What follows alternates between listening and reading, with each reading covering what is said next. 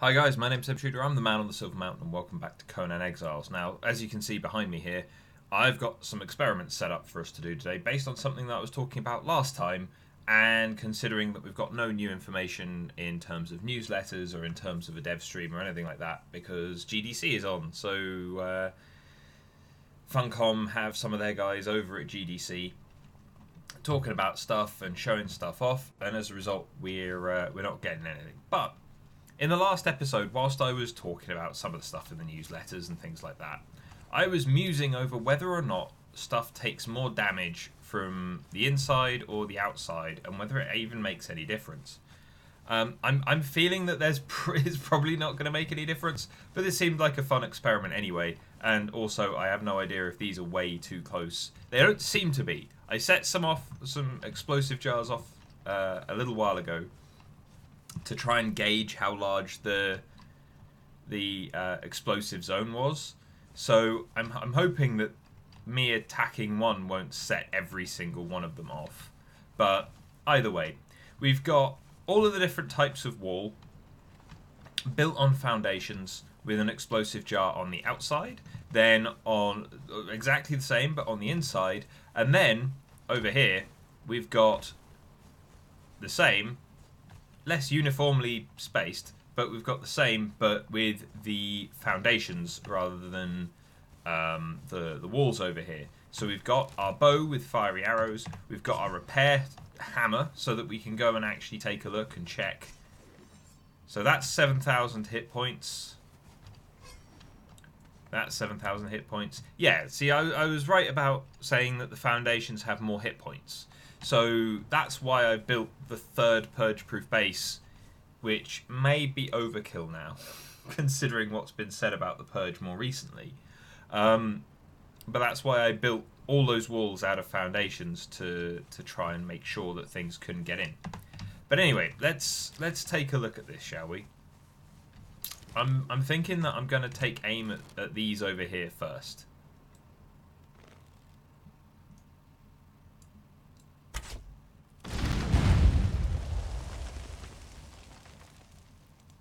Well, that was interesting. We got all of those results all at once. So the small walls, it just demolishes the lowest level walls. It demolished instantly, and I do have God mode on, just so you know. So it's burning away. Wait. The wall now says that it's got 35,000 hit points.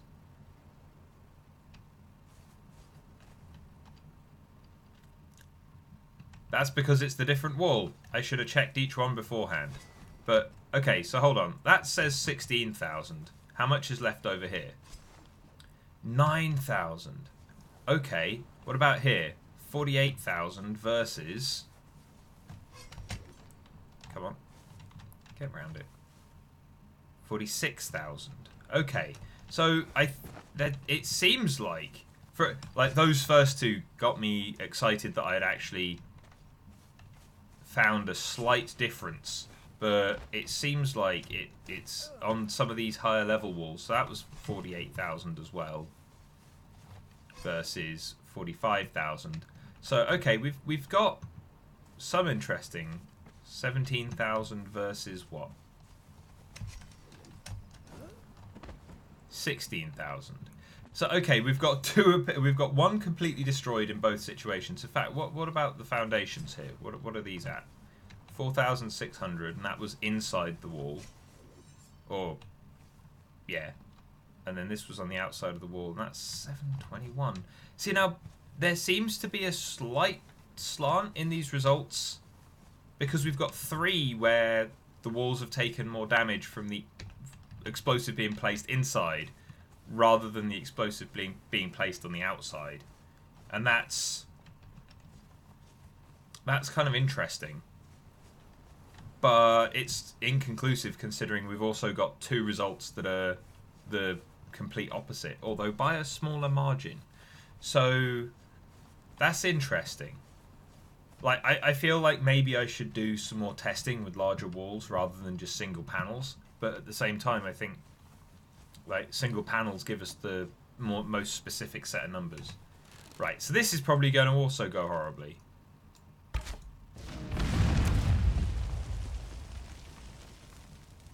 Yeah, that's completely destroyed. What's this one at? 31,000.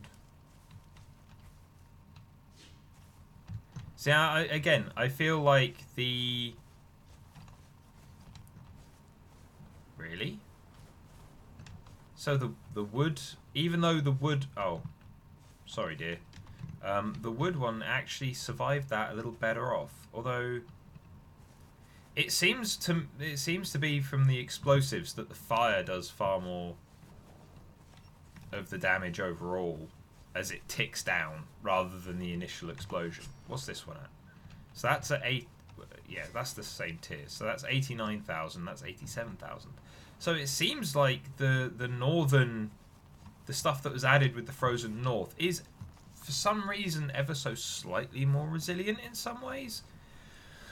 Because all of the explosives were placed in the same place. But then again, also, I suppose there's potential damage RNG from the explosion and some of the physics elements involved that kind of set that apart. But like, hold on, we've now got 16,000 versus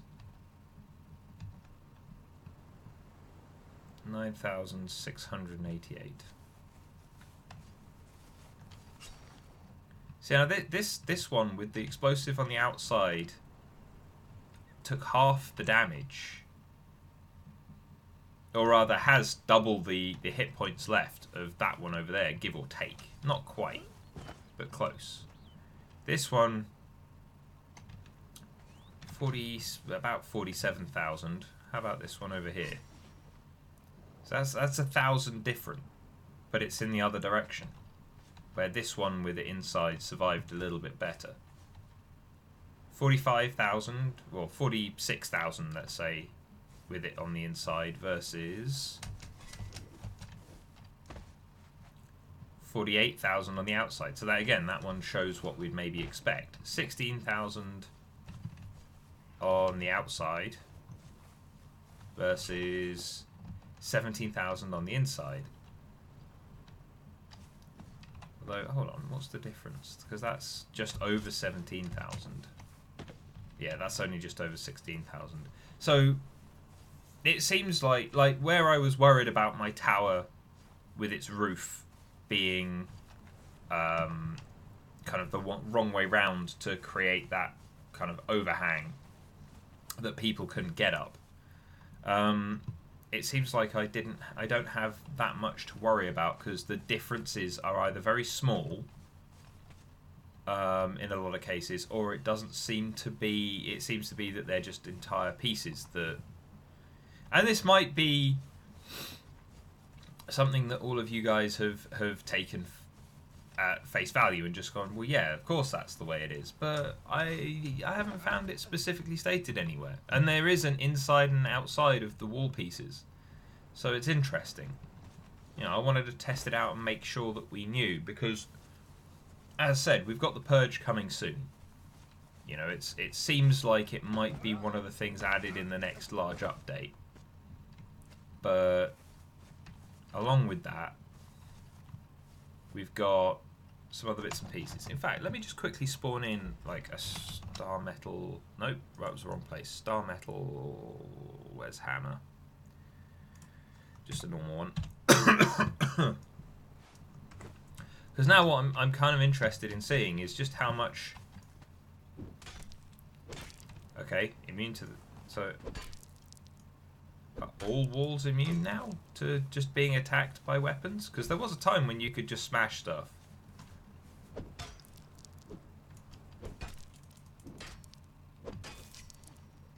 Okay, so the sandstone stuff is happily damageable by weapons, but next tier up isn't. And as far as I remember, star metal is towards the top end of the tier, the kind of weapons in the game. So to take out structures of like the second tier or above, you're going to need explosives anyway. So that, or a siege weapon. So that's kind of interesting. But yeah, like my thinking is that with the purge, knowing what our building materials are kind of resilient against and tough against and capable of withstanding is going to be kind of crucial to making sure that we can build a base that will last, especially for those people playing on servers where your characters stay logged in when you've logged out, and kind of your avatar continuing to appear in the world, and how on those persistent servers you're going to have the purge still attacking those bases even when you're not logged on. Like making sure that you know what you're building your base out of, making sure that you've got everything sorted. Like, I want to talk more about thralls and the thrall bits and pieces, but obviously we're still waiting for the AI improvements and the new combat changes, because the new combat changes and AI improvements are going to change that up colossally. You know, we're going to see a big difference in regards to how the thralls are going to fight, how best we want to equip them, and so on and so forth. I thought I turned the weather off. Oh well. It's just going to get rainy and thunder and lightning is going to happen. Although, do you know what? I've still not seen thunder and lightning as a hazard yet. That was something that they kind of mentioned with the weather system, that you might have lightning striking things. I've seen lightning arcing out of the sky. Haven't seen it hit anything or anyone. So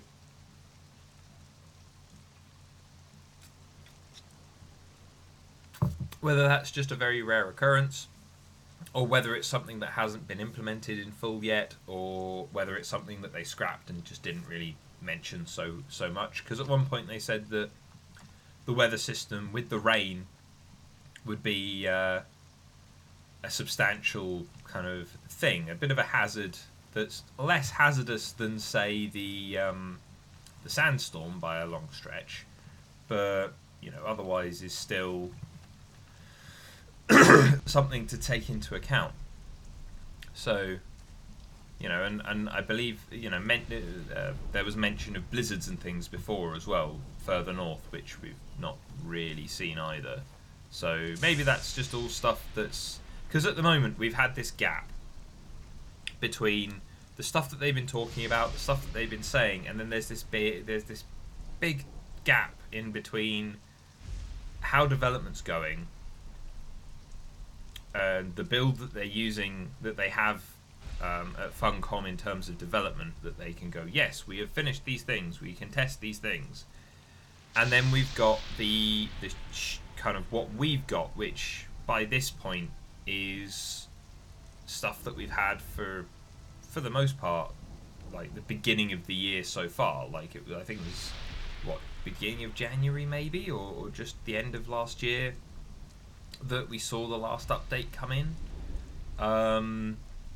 You know, that wasn't just the odd bug fix here, or like the Archon system that they've added for the remote admin control panel for servers and things.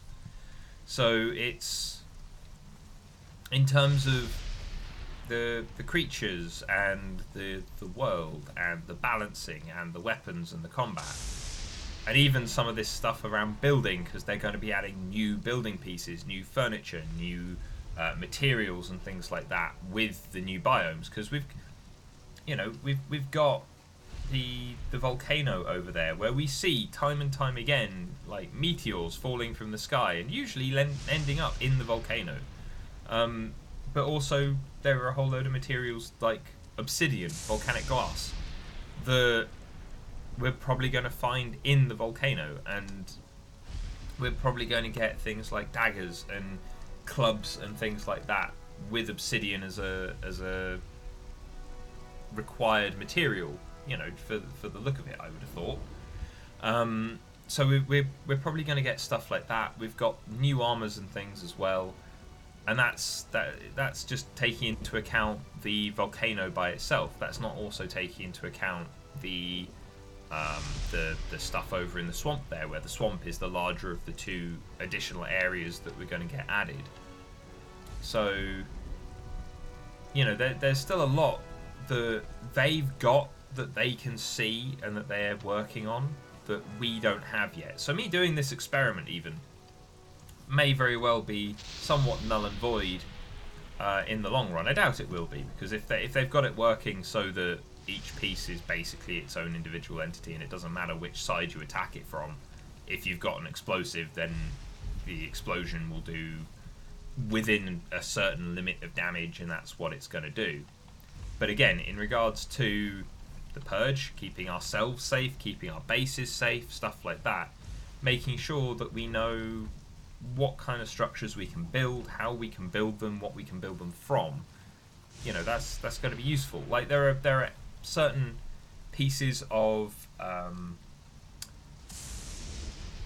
of either structural stuff or items that are in various mods as well. Like when I've been playing with Hannah, just the two of us, not in this game, because obviously this game is the one that I've been using to show you guys stuff and test stuff off, but on her kind of single player / co-op game, we've been messing around with Pippi, the Pippi mod, and they've got spike traps in there that work really well, are particularly lethal.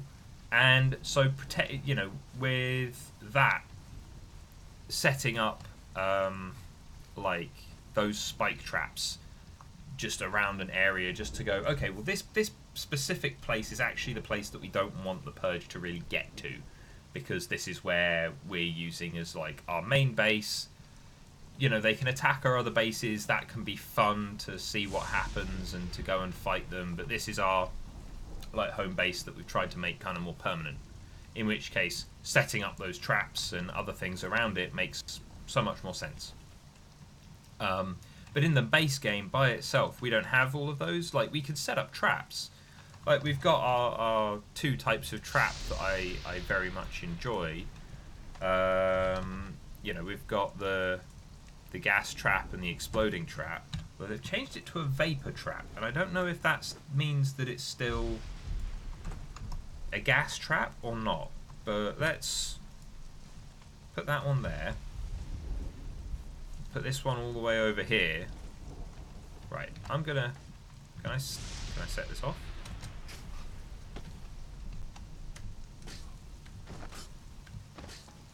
Apparently, it's my own trap, so I can't set it off at all. Okay, well that's fine. Or I can, but it's got a delay. Well, that was just an explosion, so that's fine, and it was kind of what we expected it to be. Yeah, there we go. That is still noxious gas, even though it's called a vapor trap. And as said, at the moment I'm demigodded, so I can't.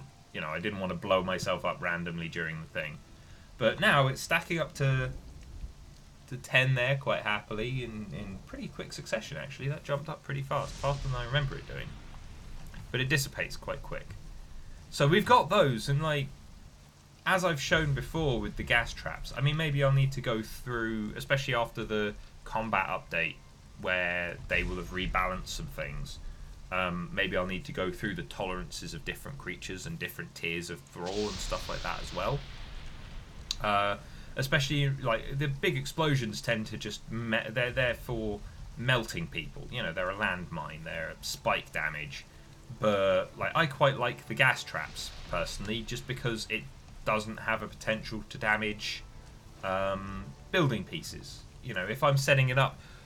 if I'm setting up a kind of drawbridge area that's leading into my main settlement, but then once the drawbridge is, you know, hauled up, underneath I've specifically built like a kill box with gas traps all across the bottom, or vapor traps all across the bottom, then, you know, that's a way for me to crowd control. You know, I'm trying to funnel them through, and now that as we've just seen, it doesn't matter what tier of weapon you've got, even if it's a second tier piece of furniture, you know, or building, you've still got like this immunity, so they can't just chisel their way through your walls and stuff like that if you've built walls and if you've set that all up.